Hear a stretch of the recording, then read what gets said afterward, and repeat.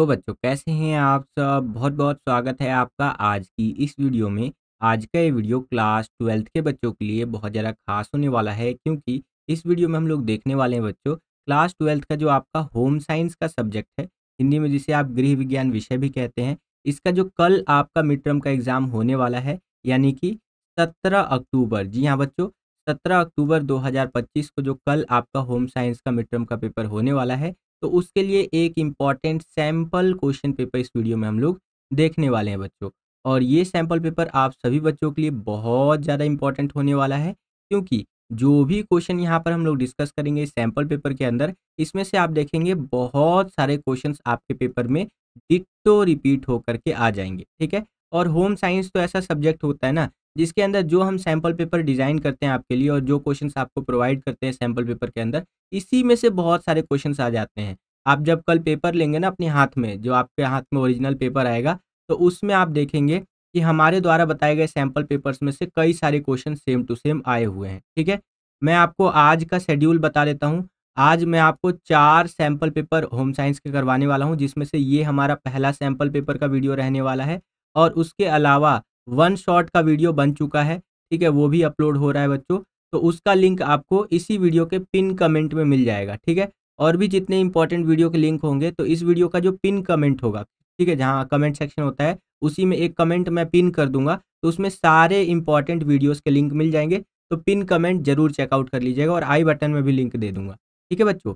और आप हमारी इतनी मेहनत को अप्रिशिएट करना चाहते हैं तो इस वीडियो को कम से कम यहाँ पर 701 लाइक कंप्लीट करवा दीजिएगा। अगर आप 701 लाइक्स कंप्लीट करवा देते हैं इस वीडियो पर, तो इससे हमारा जो ओवरऑल मोटिवेशन है ये बहुत ज़्यादा बढ़ जाएगा इसी तरह की वीडियोस को बनाने के लिए। तो चलिए वीडियो को शुरू करते हैं। तो क्लास 12th है, हमारा सब्जेक्ट है होम साइंस, जिसे हिंदी में गृह विज्ञान विषय भी कहते हैं। और होम साइंस का जो कल आपका पेपर होगा मिड टर्म एग्जाम, वो 3 घंटे का होगा। मैक्सिमम मार्क्स जो रहने वाले हैं वो 70 रहने वाले हैं, याद रखिएगा 70 नंबर का आपका पेपर आएगा। बात करें अगर हम अपने होम साइंस के पेपर पैटर्न की, तो जो टोटल नंबर ऑफ क्वेश्चंस आपसे पूछे जाएंगे होम साइंस के अंदर वो 32 होने वाले हैं, यानी कि 32 क्वेश्चंस पूछे जाएंगे। 3 खंडों के अंदर आपका पेपर बटा हुआ रहेगा, खंड क, ख और ग, यानी कि सेक्शन ए, बी और सी करके। जो खंड क रहेगा आपका सेक्शन ए रहेगा, इसके अंदर क्वेश्चन नंबर 1 से 14 तक बहुविकल्पीय प्रकार के प्रश्न, यानी कि एमसीक्यू टाइप के क्वेश्चन आपसे पूछे जाएंगे। ये एक एक नंबर के रहने वाले हैं।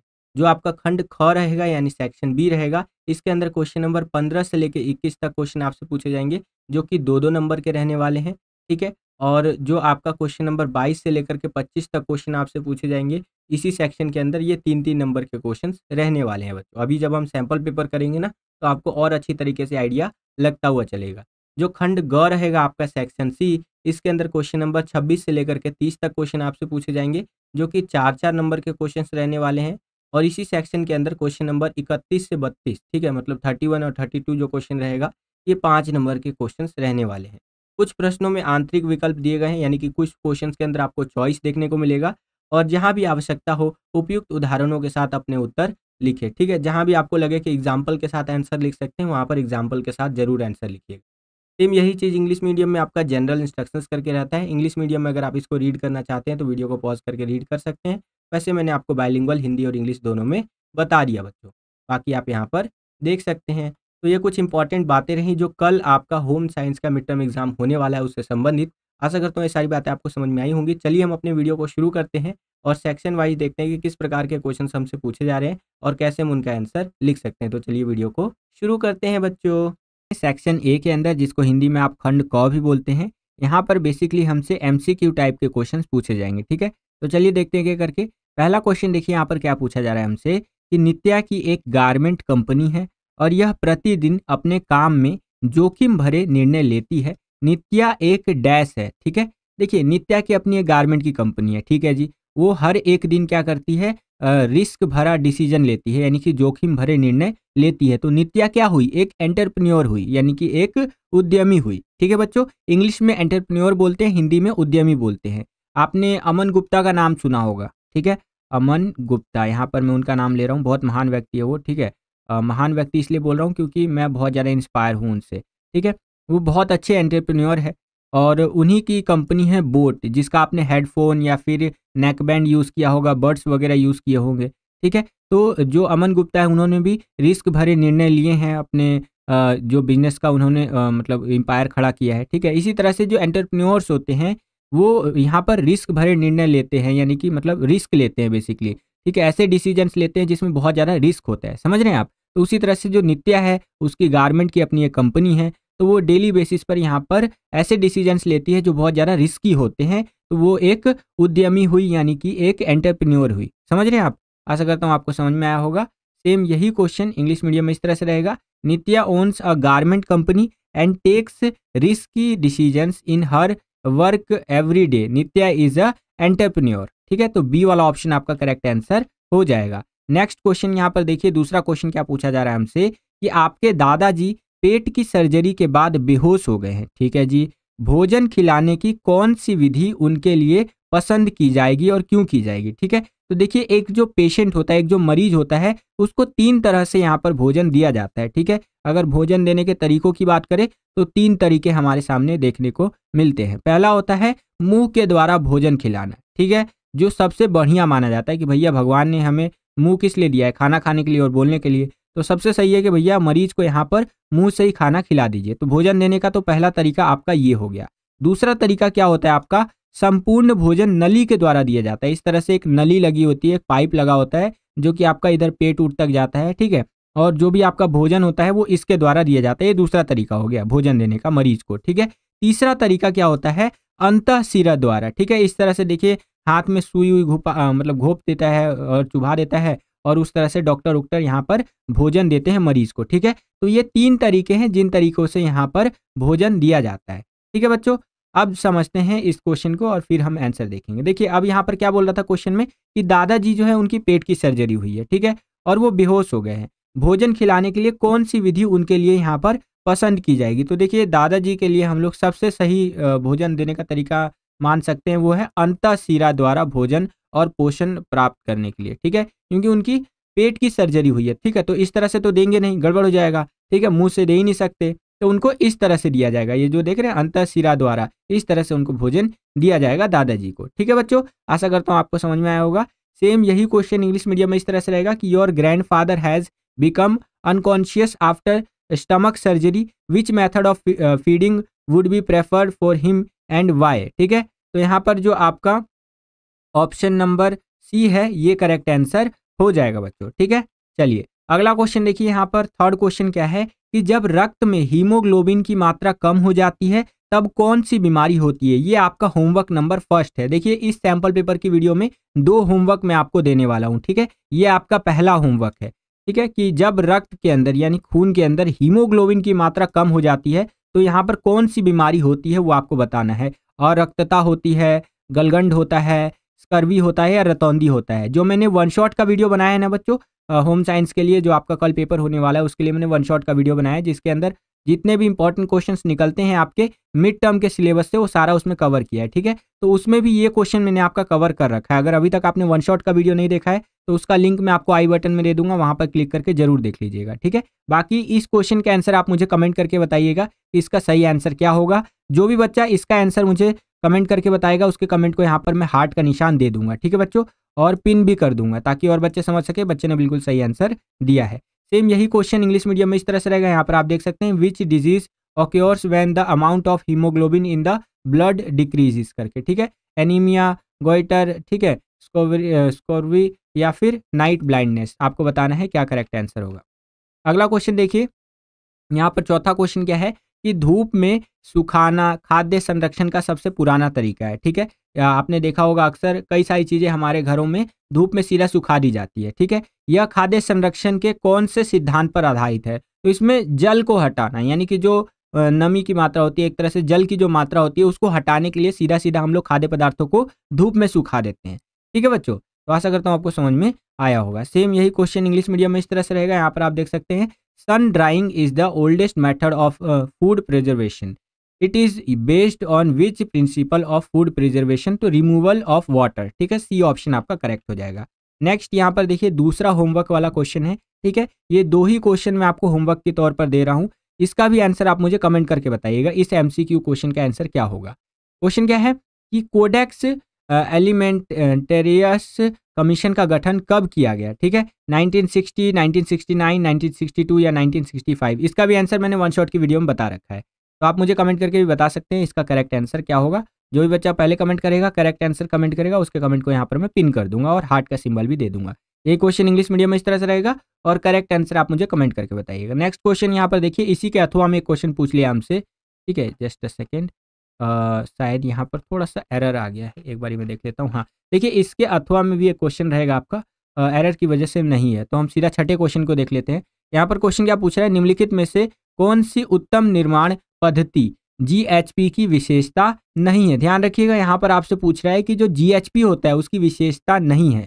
तो अगर बात करें जीएचपी की विशेषता ना होने की, तो आप लिख सकते हैं उपभोक्ता को गुमराह करना, ये जीएचपी की विशेषता नहीं है, ठीक है। अगर आपसे पूछता कि बताइए जीएचपी की विशेषता क्या है, तो आप लिख सकते हैं गलत लेबलिंग को कम करना, उपभोक्ता संरक्षण और संदूषण को यहाँ पर दूर करना। ये तो है, लेकिन उपभोक्ता को गुमराह करना, मिसलीड करना एक तरह से, ये जीएचपी की विशेषता नहीं है, ठीक है। सेम यही क्वेश्चन इंग्लिश मीडियम में इस तरह से रहेगा कि which of the following good manufacturing practice, ठीक है, जीएचपी की बात हो रही है यहाँ पर, is not a feature of GHP, ठीक है। थोड़ा सा ये यहाँ पर भी टाइपिंग एरर हो गया है, ठीक है, जब भी हम सैम्पल पेपर बनाते हैं एक आध क्वेश्चन में टाइपिंग एरर हो जाता है, तो यहाँ पर मिसलीडिंग कंज्यूमर्स, ये आपका करेक्ट आंसर हो जाएगा, ठीक है।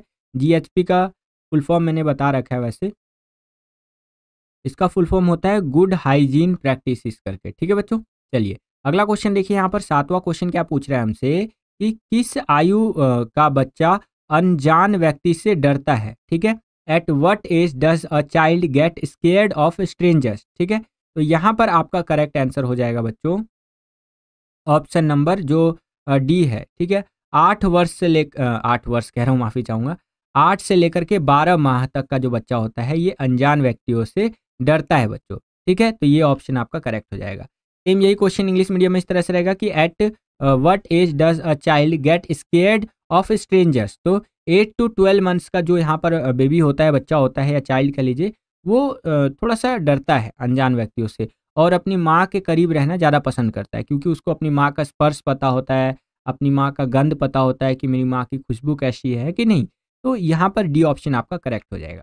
चलिए अगला क्वेश्चन देखिए, आठवां क्वेश्चन क्या है कि दूरस्थ क्षेत्रों में विद्यालय पूर्व शिक्षा प्रदान करने के लिए आईसीडीएस का प्रमुख क्षेत्र कौन सा है, ठीक है। जो दूरस्थ क्षेत्र होते हैं, दूर दूर के एरियाज होते हैं, तो वहाँ पर जो शिक्षा प्रदान की जाती है, एजुकेशन वगैरह दिया जाता है रिमोट एरियाज के अंदर, तो वो कैसे दिया जाता है, तो वो आंगनबाड़ी के थ्रू दिया जाता है, ठीक है। शहरों में भी आप आंगनबाड़ी देखने को मतलब आपको आंगनबाड़ी देखने को मिलता होगा, लेकिन जो गांव वगैरह होते हैं या रिमोट एरियाज कह लीजिए, वहाँ पर तो आंगनबाड़ी बहुत ज़्यादा होता है, ठीक है। तो आंगनबाड़ी में आप देखते होंगे कि मतलब थोड़ा बहुत एजुकेट करते हैं बच्चों को, है कि नहीं।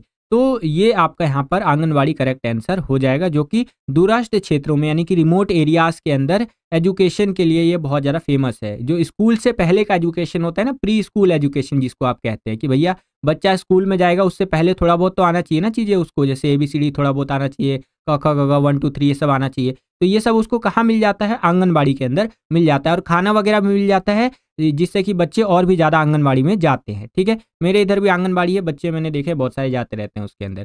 सेम यही क्वेश्चन इंग्लिश मीडियम में इस तरह से रहेगा, which is the main area of ICDS for providing pre school education in remote areas. तो आंगनबाड़ी आपका करेक्ट आंसर हो जाएगा बच्चों। नेक्स्ट क्वेश्चन यहाँ पर देखिए क्या पूछा जा रहा है कि भारत में पहला SOS गांव किस वर्ष स्थापित किया गया था और लाभार्थी इसके कौन थे, ठीक है। तो अगर बात करें भारत में पहले SOS गांव की, तो वो 1963 में यहाँ पर स्थापित गया था, एस्टेब्लिश किया गया था, और इसके लाभार्थी थे किशोर अपराधी, ठीक है। ये आपका यहाँ पर करेक्ट आंसर हो जाएगा। सेम यही क्वेश्चन इंग्लिश मीडियम में इस तरह से रहेगा, in which year was the first SOS village establish in India and who were the beneficiaries. तो 1963 में स्टैब्लिश किया गया था, ठीक है, और ये इसके बेनिफिशरीज थे, ठीक है। यहाँ पर आप देख सकते हैं जो सो कि डेलिनिकोट्स करके, ठीक है, जो भी है यहाँ पर आप देख सकते हैं। नेक्स्ट क्वेश्चन देखिए यहाँ पर क्या है, 10वां क्वेश्चन, कि अनेक माध्यमों द्वारा समुदाय की भावनाओं को समुदाय तक पहुँचाने का काम कौन करता है, ठीक है। तो अनेक माध्यमों के द्वारा समुदाय की जो भावनाएं होती है, ठीक है, तो उसको समुदाय तक पहुंचाने का जो काम करता है वो पत्रकार करता है, क्लियर है बच्चों। सेम यही क्वेश्चन इंग्लिश मीडियम में इस तरह से रहेगा, who works to convey the sentiments of the community to the community through various mediums. तो वो जर्नलिस्ट जो होता है वो यहाँ पर सेंटिमेंट्स वगैरह को कन्वे करता है एक कम्युनिटी से दूसरे कम्युनिटी के अंदर। तो डी वाला ऑप्शन आपका करेक्ट आंसर हो जाएगा। 11वां क्वेश्चन देखिए, यहाँ पर बेसिकली हमें मिलान करना है, तो चलिए मिलान कर देते हैं भैया। पहला है आपका सेवा, तो सेवा की अगर बात करें तो ये आपका गुजरात हो जाएगा, ठीक है, पहले का यहाँ पर गुजरात हो जाएगा। नेक्स्ट है यहाँ पर आपका ग्रामीण भारत में टिकाऊ पद्धति, तो ग्रामीण भारत में अगर टिकाऊ पद्धति की बात करें तो वो तमिलनाडु से संबंधित हो जाएगा। क्लियर है। थर्ड है आपका समुदाय रेडियो, तो समुदाय रेडियो की बात करें तो ये हो जाएगा दिल्ली विश्वविद्यालय। और यहाँ पर फोर्थ है आपका डी में एडू सेट करके, ठीक है, तो ये हो जाएगा आपका जैसेट 3 करके। इस तरह से आप मिलान कर सकते हैं। तो इसका ऑप्शन नंबर जो आपका ए है ये करेक्ट आंसर हो जाएगा। सेम यही क्वेश्चन इंग्लिश मीडियम में इस तरह से रहेगा, यहाँ पर आप देख सकते हैं, और ए वाला ऑप्शन आपका बिल्कुल करेक्ट आंसर यहाँ पर हो जाएगा बच्चों, ठीक है। अगला क्वेश्चन देखिए, 12वां क्वेश्चन भी हमें मिलान करने के लिए कह रहा है, तो चलिए इसको भी मिलान कर देते हैं। पहला है स्वच्छ भारत मिशन की शुरुआत, तो स्वच्छ भारत मिशन की शुरुआत कब की गई थी, तो ये हुआ था 2014 में, जब यहाँ पर बीजेपी सरकार आई थी, ठीक है, भारतीय जनता पार्टी की सरकार आई थी। तो यहाँ पर मोदी जी ने यहाँ पर इसकी शुरुआत की थी स्वच्छ भारत मिशन की, ठीक है, जो लीडिंग चेहरा होता है वो वही थे। अगला है छतेरा ग्राम परियोजना, तो ये यहाँ पर कब शुरू हुआ था, ये शुरू हुआ था बच्चों आपका यहाँ पर 1969 के अंदर। इसके अगला है विकास संचार शब्द, तो विकास संचार शब्द यहाँ पर कब शुरू हुआ था, तो ये हुआ था 1972 में। और लास्ट में हमारा प्रथम शिक्षा उपग्रह ये कब यहाँ पर लॉन्च हुआ था, तो ये 2004 में हुआ था, ठीक है बच्चों। अगर करेक्ट ऑप्शन की बात करें तो बी वाला जो ऑप्शन है ये आपका करेक्ट आंसर हो जाएगा, ठीक है। सेम यही इंग्लिश मीडियम में आप देख सकते हैं, और बी वाला ऑप्शन आपका करेक्ट हो जाएगा बच्चों। क्लियर है। चलिए अगला क्वेश्चन देखिए, यहाँ पर 13वां क्वेश्चन क्या कह रहा है हमसे कि पोषण से संबंधित समस्याओं से निपटने के लिए पोषण अभियान शुरू किया गया था, ठीक है जी, जिसमें जो सो कि निम्नलिखित व्यवधान शामिल थे। जो पोषण से संबंधित समस्याएं थी, यानी कि न्यूट्रिशन से रिलेटेड जो भी प्रॉब्लम्स थे, उसके लिए यहाँ पर अभियान लॉन्च किया गया था, ठीक है, ताकि इससे हम इसको हम टैकल कर सके, समझ रहे हैं आप। तो उसके लिए यहाँ पर निम्नलिखित व्यवधान शामिल किए गए थे। क्या क्या यहाँ पर शामिल किया गया था बच्चों, वो बताना है। तो खाद्य प्रबलीकरण जो होता है, फूड फोर्टिफिकेशन, इस पर ध्यान दिया गया था। साथ ही साथ यहाँ पर कम लागत वाले पौष्टिक भोजन उत्पाद जो होते हैं, लो कॉस्ट वाले न्यूट्रिएंट्स फूड प्रोडक्शन जो होते हैं, इस पर ध्यान दिया गया था। तो पहला और चौथा सही हो जाएगा। तो इस हिसाब से आपका ऑप्शन नंबर जो थर्ड है, ये ग वाला विकल्प बिल्कुल सही उत्तर हो जाएगा बच्चों। सेम यही क्वेश्चन इंग्लिश मीडियम में इस तरह से रहेगा, एंड आपका food fortification and low cost nutrients food production ये आपका करेक्ट हो जाएगा। तो इस हिसाब से आपका यहाँ पर जो सी वाला ऑप्शन है ये करेक्ट हो जाएगा, ठीक है बच्चों। चलिए अब हम लोग आ गए 14वें क्वेश्चन के अंदर। यहाँ पर देखिए क्या कह रहा है, भोजन को किन परिस्थितियों में खराब कहा जाता है, ठीक है।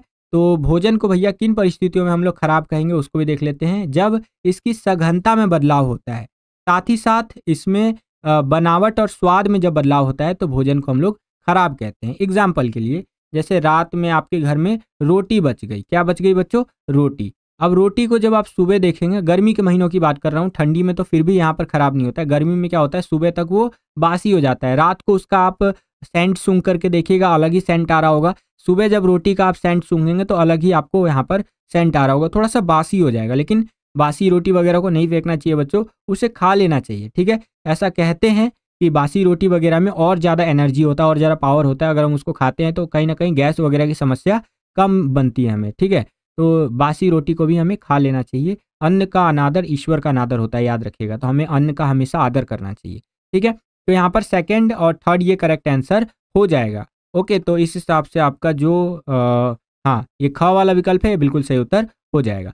सेम यही क्वेश्चन इंग्लिश मीडियम में इस तरह से रहेगा, under what circumstances is food called spoiled. तो आपका चेंज इन जो है कि consistency and change in texture and taste, तो इस हिसाब से हम बोल सकते हैं कि ये फूड स्पॉइल हो गया है, ठीक है। तो इस हिसाब से आपका जो बी वाला ऑप्शन है ये बिल्कुल करेक्ट आंसर हो जाएगा बच्चों। इसी क्वेश्चन के अंदर आपको एक अथवा दे दिया है, एक चॉइस दे दिया है कि अगर आपको ऊपर वाला क्वेश्चन नहीं आता है तो नीचे वाला जो क्वेश्चन है इसको आप अटेंड कर सकते हैं। इसके अथवा में इसके चॉइस में देखिए क्या क्वेश्चन हमसे पूछा गया है कि निम्नलिखित में से कौन सा FSSAI का कार्य नहीं है, ठीक है। ध्यान रखिएगा, यहाँ पर बोल रहा है FSSAI का कार्य ये नहीं है बच्चों। तो अगर बात करें इसके कार्य ना होने के, तो आप लिख सकते हैं खाद्य सुरक्षा और खाद्य मांग के बारे में सामान्य जागरूकता को बढ़ावा देना, ठीक है, ये कहीं ना कहीं हो सकता है और ये आपका फोर्थ वाला हो सकता है। ठीक है, तो इस हिसाब से आपका यहाँ पर जो ख वाला विकल्प है बिल्कुल सही उत्तर हो जाएगा। सेम यही क्वेश्चन इंग्लिश मीडियम में इस तरह से रहेगा, विच of the following is not the function of FSSAI। तो आपका यहाँ पर सेकंड हो जाएगा एक तो, एंड एक हो जाएगा आपका ये फोर्थ वाला। ठीक है, चलिए, तो इस हिसाब से आपका जो बी वाला ऑप्शन है ये बिल्कुल करेक्ट आंसर हो जाएगा बच्चों। तो अब हम लोग आ गए हैं सेक्शन बी के अंदर, जो कि आपका केस स्टडी बेस्ड क्वेश्चन वाला रहने वाला है। यानी कि इस सेक्शन के अंदर हमसे केस स्टडी बेस्ड जो क्वेश्चंस होते हैं वो पूछे जाएंगे। ठीक है, जिसको हिंदी में आप खंड ख भी कहते हैं। तो चलिए देखते हैं, यहाँ पर देखिए क्या कहा गया है कि गद्यांश को ध्यानपूर्वक पढ़े और प्रश्न संख्या 15 से लेकर के 18 तक के उत्तर दे। तो चलिए जी कर लेते हैं। यहाँ पर ये केस स्टडी है हमारा कि विश्वविद्यालय के अधिकांश विभागों में जनसंचार और पत्रकारिता विषय में स्नातकोत्तर या पूर्व स्नातकोत्तर कार्यक्रम उपलब्ध है। ठीक है, कुछ विश्वविद्यालय, कॉलेज और मीडिया संस्थान विकास संचार के विषय में भी विशेषज्ञता प्रदान करते हैं। जामिया मिलिया इस्लामिया नई दिल्ली 1 वर्ष के स्नातकोत्तर डिप्लोमा कार्यक्रम विकास संचार में प्रदान करता है। ठीक है, तो इस तरह से करके आपके ये केस स्टडी दिया गया है। वीडियो पॉज करके पूरा का पूरा आप रीड कर सकते हैं। इसके आधार पर जो हमसे क्वेश्चंस पूछे जा रहे हैं उनको हम लोग यहाँ पर हल करने का प्रयास करते हैं। ठीक है, देखिए यहाँ पर 15वां क्वेश्चन क्या पूछा जा रहा है कि माइक्रोसॉफ्ट ऑफिस पावर पॉइंट जैसी एप्लीकेशंस के संचालन का पूर्ण ज्ञान किन कौशल के अंतर्गत प्राप्त होता है। ठीक है, तो अगर आपको माइक्रोसॉफ्ट ऑफिस सीखना है, पावर पॉइंट सीखना है, तो इसके लिए आपको कंप्यूटर का कौशल यानी कंप्यूटर का स्किल आना बहुत ज़्यादा ज़रूरी है। ठीक है, जैसे कि मैं आपके लिए वीडियोस बनाता हूं तो कई बार पावर पॉइंट पे वीडियो बनाता हूं, कई बार यहाँ पर माइक्रोसॉफ्ट जो ऑफिस होता है, वर्ड वगैरह, इन सब पे वीडियो बनाता हूं। ठीक है, तो इसके लिए मुझे किस चीज़ का ज्ञान आ रहा है, मतलब मेरे को क्या चीज़ का ज्ञान है, तो मुझे कंप्यूटर स्किल्स आता है। मुझे मतलब कंप्यूटर चलाना आता है, कैसे कंप्यूटर में काम करना है, वीडियोस बनाना है, और क्या वेरियस टाइप के जो काम्स होते हैं कंप्यूटर के अंदर, सब कुछ मेरे को आता है। ठीक है, और वही क्वेश्चन में यहाँ पर पूछ लिया कि भैया अगर आपको माइक्रोसॉफ्ट ऑफिस चलाना है, पावर पॉइंट जैसी एप्लीकेशंस को चलाना है, तो आपको कौन सा यहाँ पर स्किल होना चाहिए, तो कंप्यूटर का स्किल आपको होना चाहिए। ठीक है बच्चों, और अगला क्वेश्चन देखते हैं। यहाँ पर 16वां क्वेश्चन क्या पूछ रहा है हमसे कि किसी मीडिया के लिए विज्ञापन एजेंसी में कार्य कर रहे विकास संचार व्यावसायिक के पास यदि डैश हो तो वह हमेशा दूसरों की अपेक्षा लाभ की स्थिति में होगा। ठीक है, तो अगर उसके पास यहाँ पर सृजनात्मक कौशल है तो वो हमेशा दूसरों की अपेक्षा लाभ की स्थिति में होगा, प्रॉफिट के यहाँ पर उसमें होगा। ठीक है, टर्म में होगा। चलिए, प्रॉफिट होगा, मैंने प्रॉफिट बोल दिया होगा माफी चाहूंगा, प्रॉफिट होगा। ठीक है बच्चों, 17वां क्वेश्चन देखिए यहाँ पर क्या पूछ रहा है हमसे कि निम्नलिखित में से कौन सा माध्यम विकास संचार उपकरण के रूप में प्रभावित नहीं है। ठीक है, तो वो है हमारा यहाँ पर चर्चा और बहस। ये जो ग वाला विकल्प है बिल्कुल सही उत्तर आपका हो जाएगा बच्चों। चलिए अगला प्रश्न देखिए, यहाँ पर 18वां क्वेश्चन क्या पूछ रहा है कि निम्नलिखित में से कौन सा कथन गलत है। ठीक है, तो अगर गलत कथन की बात करें बच्चों, तो ये जो ख वाला हमारा यहाँ पर कथन दे रखा है ना, इस तरह से कि विकास पत्रकारिता लोगों को उनकी बुनियादी जरूरतों को अधिक सशक्त बनाने पर केंद्रित है, तो ये गलत है आपका कथन। ठीक है, ये स्टेटमेंट गलत है बच्चों। ठीक है, चलिए इंग्लिश मीडियम में यहाँ पर आप देख सकते हैं केस स्टडी हमारा दे रखा है। Most universities department offer post graduate और pre graduate programmes in mass communication and journalism. तो इस तरह से करके आपका एक केस स्टडी दे रखा है, और इसके बेसिस पर यहाँ पर आप देख सकते हैं क्वेश्चंस पूछे गए थे हमसे कि under which skills will one acquire through knowledge of operating applications like Microsoft office, power point. तो हमें कंप्यूटर स्किल्स आना चाहिए। नेक्स्ट क्वेश्चन था हमारा development communication professional working in an advertising agency for any media will always be at an advantage over their if has. ठीक है, तो if has यहाँ पर क्या आएगा, तो यहाँ पर आएगा बच्चों आपका क्रिएटिव स्किल्स। ठीक है, तो ये अगर उनके पास है तो वो एक एडवांटेज में रहते हैं। 17वां जो क्वेश्चन था हमारा कि which of the following media is not effective as a development communication tool, तो ये है हमारा यहाँ पर डिस्कशन एंड डिबेट जो होता है ये। ठीक है, एंड जो आपका 18th क्वेश्चन था यहाँ पर आपको इनकरेक्ट स्टेटमेंट बताना था, तो आपका बी वाला ऑप्शन करेक्ट हो जाएगा। ठीक है, चलिए अब हम लोग आ गए हैं सेक्शन सी के अंदर, जहाँ पर हमसे शॉर्ट आंसर टाइप के जो क्वेश्चंस होते हैं ना वो पूछे जाएंगे। मेनली 2-2 नंबर के जो क्वेश्चंस होते हैं, 2 मार्क्स के क्वेश्चंस, वो यहाँ पर हमसे पूछे जाएंगे। ठीक है, जिसको हिंदी में आप खंड ग भी कहते हैं। तो चलिए देख लेते हैं यहाँ पर एक एक करके। 19वां क्वेश्चन देखिए, ये क्वेश्चन मैं आपको यहाँ पर तीसरी चौथी बार करवा रहा हूँ, और वो मैं इसलिए करवा रहा हूँ आपको ताकि आपका रिवीजन हो जाए बहुत अच्छी तरीके से, क्योंकि ये क्वेश्चन इंपॉर्टेंट है बच्चों, पेपर में आने की बहुत ज़्यादा संभावना है इस क्वेश्चन की। देखने में आसान क्वेश्चन लग रहा है लेकिन पेपर में आ सकता है, इसकी संभावना है। लास्ट ईयर आया था, उससे लास्ट ईयर भी शायद ये क्वेश्चन आया था बच्चों। क्वेश्चन क्या है यहाँ पर हमारा कि जो बेटी बचाओ बेटी पढ़ाओ योजना है ये कब प्रारंभ किया गया, इस योजना को किन मंत्रालयों के सहयोग से प्रारंभ किया गया था। तो बेटी बचाओ बेटी पढ़ाओ योजना को यहाँ पर 22 जनवरी 2015 को प्रधानमंत्री श्री नरेंद्र मोदी जी द्वारा यहाँ पर हरियाणा के पानीपत में इस योजना का प्रारंभ किया गया था, उन्होंने स्टार्ट किया था। ठीक है, कब स्टार्ट किया था? 22 जनवरी 2015 को। ठीक है, मोदी जी ने। इस योजना का क्रियान्वयन 3 मंत्रालयों के सहयोग से हुआ था, यानी कि इस योजना को लागू करवाने में, ठीक है, 3 मंत्रालयों का अहम योगदान था। पहला महिला एवं बाल विकास मंत्रालय, दूसरा है आपका स्वास्थ्य मंत्रालय और परिवार कल्याण मंत्रालय, और तीसरा हो जाएगा आपका मानव संसाधन विकास मंत्रालय। ठीक है, तो इस तरह से ये तीनों के बारे में आप लिख सकते हैं। सेम यही क्वेश्चन इंग्लिश मीडियम में इस तरह से रहेगा, when was the Beti Bachao Beti Padhao scheme started, with the corporation of which ministries was the scheme started. ठीक है, तो on 22 January 2015 this scheme was started by prime minister Shri Narendra Modi in Haryana Panipat. This scheme was implemented with the cooperation of 3 ministries, Ministry of Women and Child Development, Ministry of Health and Family Welfare and Ministry of Human Resources। ठीक है बच्चों, चलिए इसी question के अंदर आपको एक अथवा दे दिया है, एक चॉइस दे दिया है कि अगर आपको ऊपर वाला क्वेश्चन नहीं आता है तो नीचे वाला जो क्वेश्चन है इसको आप अटेंड कर सकते हैं। इसके अथवा में, इसके चॉइस में देखिए बच्चों क्या क्वेश्चन हमसे पूछा जा रहा है कि बाल केंद्रित उपागम से क्या अभिप्राय है। What is meant by child centre approach. तो बाल केंद्रित उपागम क्या होता है? तो बाल केंद्रित उपागम का अर्थ होता है बच्चों की रुचि, उसकी क्षमता, आयु और प्रवृत्ति के अनुसार उसे शिक्षा प्रदान करना, यही हमारा बाल केंद्रित उपागम होता है, चाइल्ड सेंटर्ड अप्रोच होता है बच्चों। ठीक है, कि जो बच्चे की यहाँ पर रुचि है यानी कि इंटरेस्ट है, उसकी जो क्षमता है, उसकी जो कैपेसिटी है या कैपेबिलिटी कह लीजिए वो है, उसकी जो आयु है, उसकी जो मतलब एज है, ठीक है, प्रवृत्ति है, उसके अनुसार उसको शिक्षा प्रदान करना, यही हमारा बाल केंद्रित उपागम होता है। ठीक है, और सेम यही क्वेश्चन इंग्लिश मीडियम में इस तरह से रहेगा, what is meant by child centred approach. तो child centred approach means imparting education to the child according to his interest, ability, age and inclination करके। ठीक है, अगला क्वेश्चन देखिए यहाँ पर 20वां क्वेश्चन क्या पूछ रहा है हमसे कि प्रारंभिक बाल्यावस्था देखभाल और शिक्षा से आप क्या समझते हैं। ठीक है, तो जब भी आपसे कोई पूछे कि भैया प्रारंभिक बाल्यावस्था और देखभाल शिक्षा क्या होता है, तो आप बताइएगा उनको कि प्रारंभिक बाल्यावस्था देखभाल और शिक्षा एक ऐसी गतिविधि होती है, यानी एक ऐसा एक्टिविटी होता है जिसके अंदर विभिन्न स्थितियों में बाल्यावस्था को लाभ पहुंचाने के साथ ही इन मूलभूत कामों में माता पिता और समाज की सहायता करके परिवारों को भी लाभान्वित किया जाता है या ये करती हैं। ठीक है, तो इस तरह से आप कह सकते हैं। सेम यही क्वेश्चन इंग्लिश मीडियम में इस तरह से रहेगा, यहाँ पर आप देख सकते हैं कि what do you understand by early childhood care and education, और आंसर आपको कुछ इस प्रकार से लिखना है बच्चों। क्लियर है? चलिए अगला क्वेश्चन देखिए, यहाँ पर 21वां क्वेश्चन क्या पूछ रहा है हमसे कि शिशु देखभाल केंद्र क्या होता है और यह केंद्र कौन सी सेवाएं प्रदान करता है।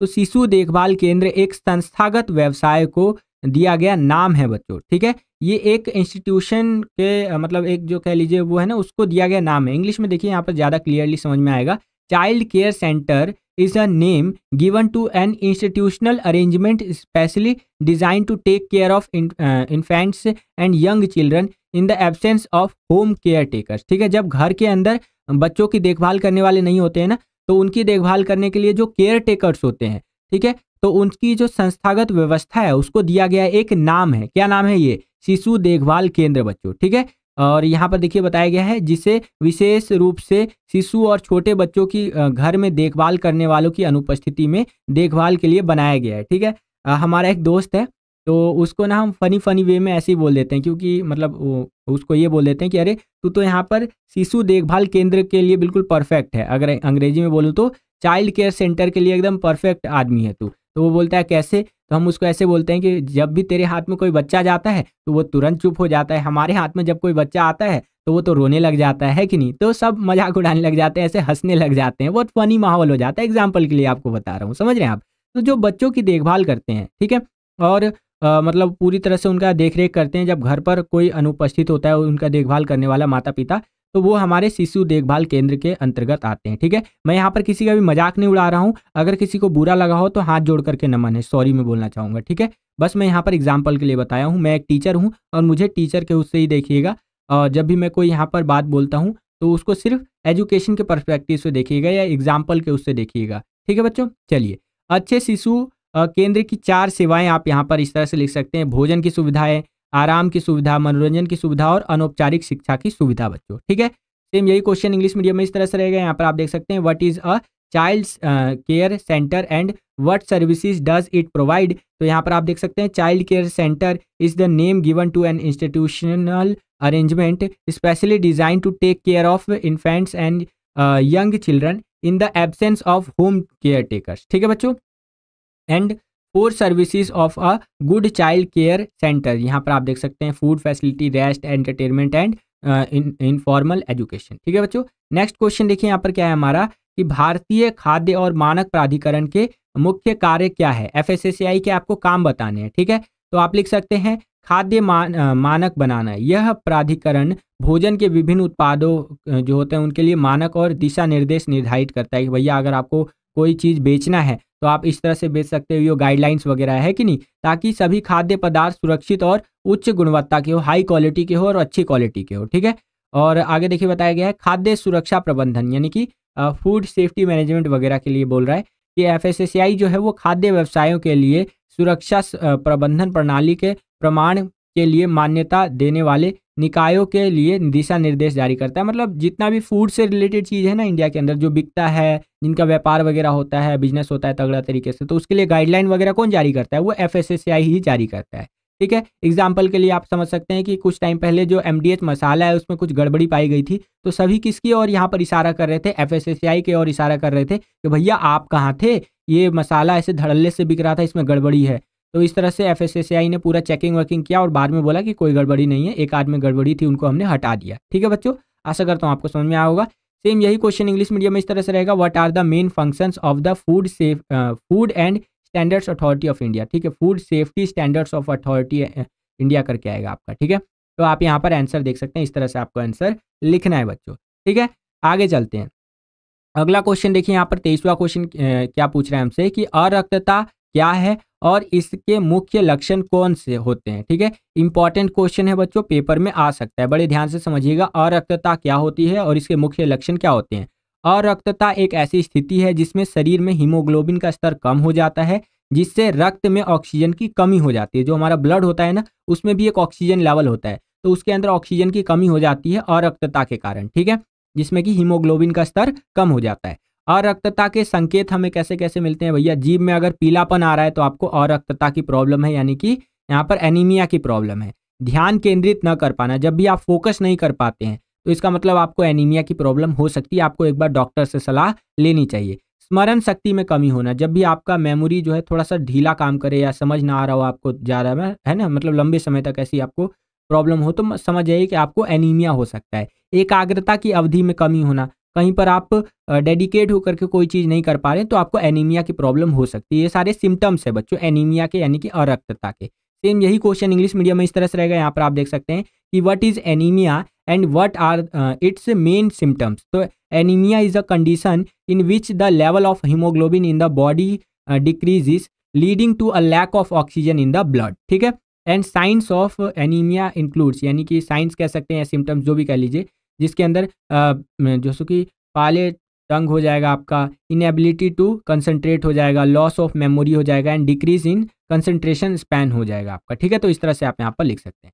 नेक्स्ट क्वेश्चन देखिए यहाँ पर 24वां क्वेश्चन। ये क्वेश्चन मैं कहूँगा बहुत ज़्यादा इंपॉर्टेंट है बच्चों, मोस्ट इंपॉर्टेंट क्वेश्चन है। ठीक है, जो कि पेपर में आने की बहुत ज़्यादा संभावना है। क्वेश्चन क्या है यहाँ पर 24वां, कि भारत में स्वास्थ्य देखभाल के 3 स्तर क्या है। तो भारत में स्वास्थ्य देखभाल के 3 स्तर जो कि इस प्रकार से, पहला आएगा आपका प्राथमिक स्तर। इसमें क्या होता है, यह स्वास्थ्य सेवाओं का पहला स्तर है जहां व्यक्ति या परिवार सबसे पहले संपर्क करता है। इन सेवाओं को प्राथमिक स्वास्थ्य केंद्र द्वारा प्रदान किया जाता है, तो ये प्राथमिक हो जाएगा। अगला आता है द्वितीय स्तर का। इसमें क्या होता है, इस स्तर पर अधिक जटिल स्वास्थ्य समस्याओं का इलाज किया जाता है। यहाँ यह सेवाएं जिला अस्पतालों में दी जाती है, सामुदायिक स्वास्थ्य केंद्रों द्वारा दी जाती है। मतलब कि नॉर्मल होता है तो प्राथमिक स्तर पर आता है, जब थोड़ा उससे हाई हो जाता है तो हम जिला स्तर के जो अस्पताल होते हैं वहां पर चले जाते हैं अपना बीमारी वगैरह लेकर के, प्रॉब्लम लेकर के। ठीक है, सामुदायिक स्वास्थ्य केंद्र होते हैं वहां चले जाते हैं। जब उससे भी आपका तगड़ा होता है तब हम लोग जाते हैं यहाँ पर एम्स वगैरह में। ठीक है, यहाँ पर देखिए बताया गया है तृतीय स्तर, यह स्तर सबसे जटिल स्वास्थ्य समस्याओं का समाधान करता है। तृतीय स्तर के संस्थान में मेडिकल कॉलेज के अस्पताल, क्षेत्रीय अस्पताल, विशेष अस्पताल और अखिल भारतीय आयुर्विज्ञान संस्थान एम्स वगैरह इसके अंदर शामिल होते हैं बच्चों। ठीक है, तो इसके अंदर बड़ी बड़ी जो बीमारियां होती है उसका इलाज वगैरह होता है। सेम यही क्वेश्चन इंग्लिश मीडियम में इस तरह से रहेगा, what are the 3 levels of health care in India, and answer आपको इस प्रकार से लिखते हुए चलना है बच्चों। चलिए, तो आज की इस वीडियो के लिए इतना ही। अब देखिए कल ही पेपर है आपका, तो इस सैम्पल पेपर का पार्ट 2 वाला वीडियो भी मैं जल्दी ही लेकर के आऊँगा। तो बस बच्चों यही था आज का ये वीडियो। आशा करता हूँ आपको ये वीडियो पसंद आया होगा। अगर आपको ये वीडियो पसंद आया तो कर दीजिए ज़्यादा से ज़्यादा लाइक। जितना ज़्यादा वीडियो को आप लाइक करेंगे उतना ज़्यादा हमारा मोटिवेशन बढ़ता है इसी तरह की वीडियोज़ को बनाने के लिए। चैनल पर अगर आप नए आ गए हैं, विद्यालय स्टडी पॉइंट को अभी तक आपने सब्सक्राइब नहीं किया है तो सब्सक्राइब कर लीजिए। इसी तरह की वीडियोज़ हम आपके लिए लेकर के आते रहते हैं। जैसे ही आप चैनल को सब्सक्राइब करेंगे, बगल में आपको बेल का घंटा कुछ भी कह सकते हैं, उसका आइकन देखने को मिलेगा। उसको प्रेस करके ऑल पे क्लिक कर दीजिएगा, जिससे कि जो भी हम नया वीडियो अपलोड करें उसका नोटिफिकेशन सबसे पहले आपके फ़ोन पर आ जाया करे। जैसे अभी इसी सैम्पल पेपर का पार्ट 2 वाला वीडियो भी आने वाला है। ठीक है, इस वीडियो के लिए इतना ही। मिलता हूँ आपसे अगली वीडियो में, तब तक के लिए खुश रहिए, खुश रखिए सभी को। जय हिंद, वंदे मातरम।